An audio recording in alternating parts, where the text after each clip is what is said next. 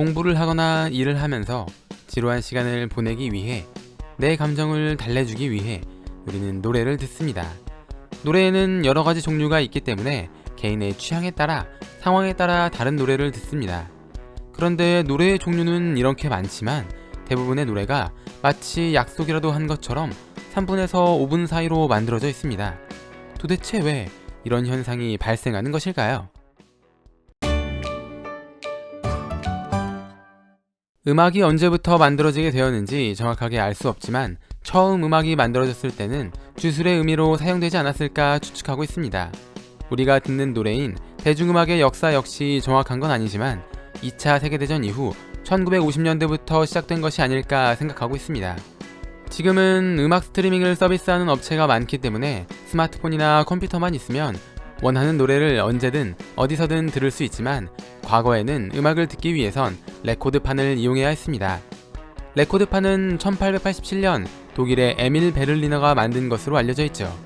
축음기에 레코드판을 올려놓고 바늘을 얹으면 레코드판에 미세하게 파여있는 홈을 따라 바늘이 움직이며 진동을 하는데, 이 진동을 확대하면 음악이 나오게 됩니다.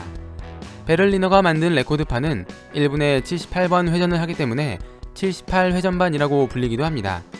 그런데 이때는 아직 기술이 부족했기 때문에 3분 정도만 음악을 재생시킬 수 있었습니다.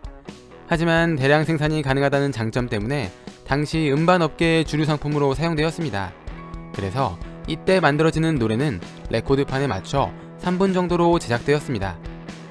1949년에는 78회전반보다 더 단단하고 작은 1분에 45번 회전하는 다른 레코드판이 등장하기도 했습니다.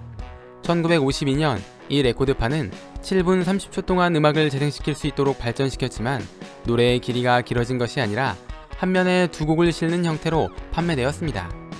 어쨌든 노래는 3분 정도의 길이를 가지고 있었지만 사람들은 레코드판 하나에 적은 노래밖에 담을 수 없다는 것이 불만이었습니다.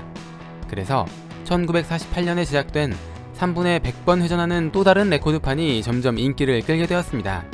이 레코드판은 약 30분 정도를 재생할 수 있었기 때문에 10개 정도의 노래를 넣을 수 있었습니다. 게다가 음질도 많이 개선되어 한두 곡 위주로 제작되던 음반 시장이 보다 더 많은 노래를 넣어 제작되는 쪽으로 바뀌게 되었습니다.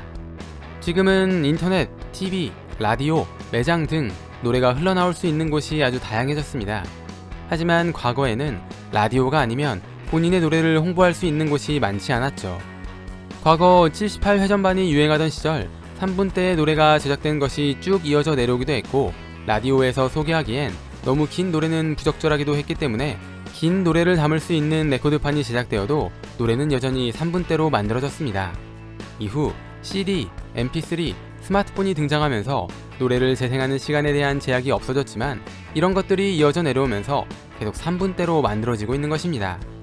물론 3분을 훌쩍 넘어가는 노래도 많이 존재하긴 합니다. 하지만 특히 요즘은 너무 긴 노래를 만들어버리면 쏟아져 나오는 음악 시장에서 어필을 하는 것이 힘들기 때문에 대부분의 노래가 3분대로 제작되는 것이 아닌가 생각됩니다.